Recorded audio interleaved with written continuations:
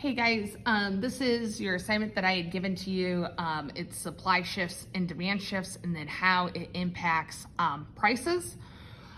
Before we get started, the one thing that I want to remind you all is that as we read each scenario, we have to think, is it impacting demand or is it impacting supply? Remember, demand is where it's gonna affect consumers' willingness to buy the product, and supply is gonna impact the supplier or producer's willingness, or ability to supply.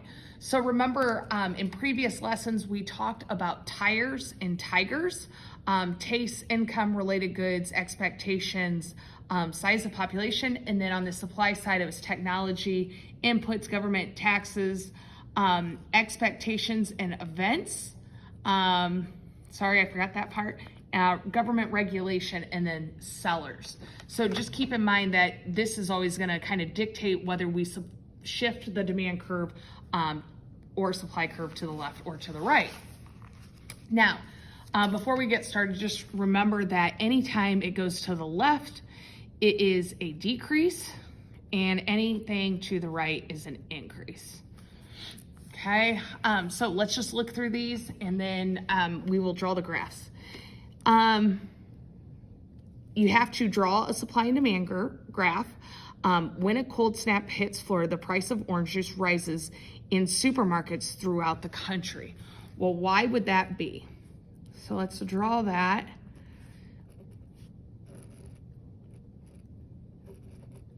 So we have our demand is downward sloping, our supply is upward sloping. Just remember that when we talk about a cold snap in Florida, that doesn't impact anyone's demand for orange juice, but maybe if they have a frost, the orange crops get ruined. If orange crops get ruined, what's gonna happen is the supply curve is gonna shift to the left, and that would cause the price of orange juice to go up in supermarkets here in Indiana.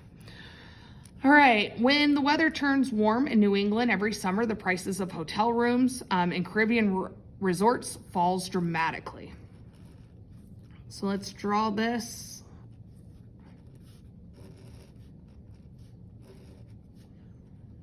Okay, in New England, the temperature is warm. So the price of hotel rooms in the Caribbean resorts falls dramatically. Why is that? The belief here in the United States is that if it is warm in your area, why would you travel to a warm destination?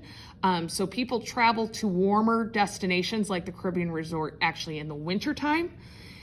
So what happens in the summer is the demand for a resort actually decreases.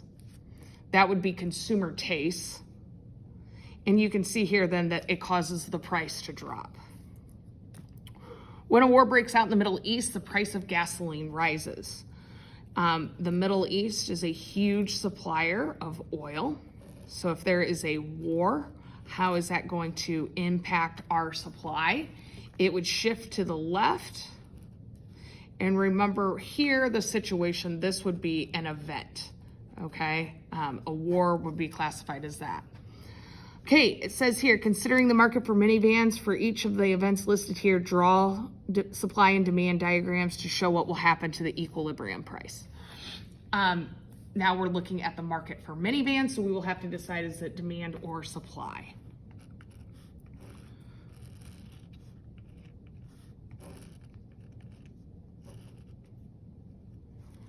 People decide to have more children, okay? That is in no way going to impact the supply of minivans, but people now have more kids. So the size of population, we could just say that the demand gets larger or increases, and it's going to cause price to go up. Next one is a strike by steel workers raises steel prices. If you want a minivan, you want a minivan. Steel prices don't really change demand per se, but steel is used for the frame of the body. So if steel becomes more expensive, the supply is actually going to shift to the left. And because of there being less supply, it's going to cause the price of minivans to go up. Engineers develop new automated machinery for the production of minivans. And this one here would be inputs. if you have new machines that can produce minivans faster and more efficiently, it would shift to the right. And that's going to cause prices. You can see the price was here. Now the new price is here, so it's going to cause prices to go down. Okay, on the back side, the price of sport utility vehicles rises. So people are going to buy less SUVs. So then now they might be more willing to buy a minivan, so the demand will go up. And it's going to cause the price of these SUVs to go up, because if you notice, the price was here and now it's here. So you can kind of see it. This is because SUVs and minivans could be looked at as substitutes.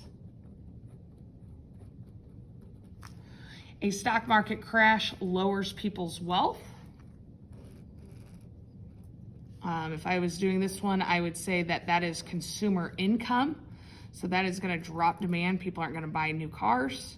So now what's going to happen to the price of the minivan? It was here. Now it's going to be here. So the price actually goes down. Using supply and demand show the effect of the following events on the market for sweatshirts. A hurricane in South Carolina damages the cotton crop. This is going to cause the supply of materials or inputs, you would say. You could say it's inputs or events. And it's going to cause supply to decrease, and then price will then increase. All nations nationwide require morning stretching and weightlifting, and they must wear sweatshirts. This is going to cause a nationwide increase in demand. Everyone's going to be buying these sweatshirts up, so it's going to cause the price to go up. A new knitting machine, if that was the case, they're now going to be able to make these. This would be technology. It's going to cause the supply to shift to the right, and it's going to cause prices of sweatshirts to drop. So it says here, suppose that in the year 2020, the number of births is temporarily high. How does this baby boom affect the price of babysitting services in 2025, 2035? 5-year-olds need babysitters, whereas 15-year-olds can be babysitters. In 2025, what's going to happen is there's going to be a high demand for babysitting services.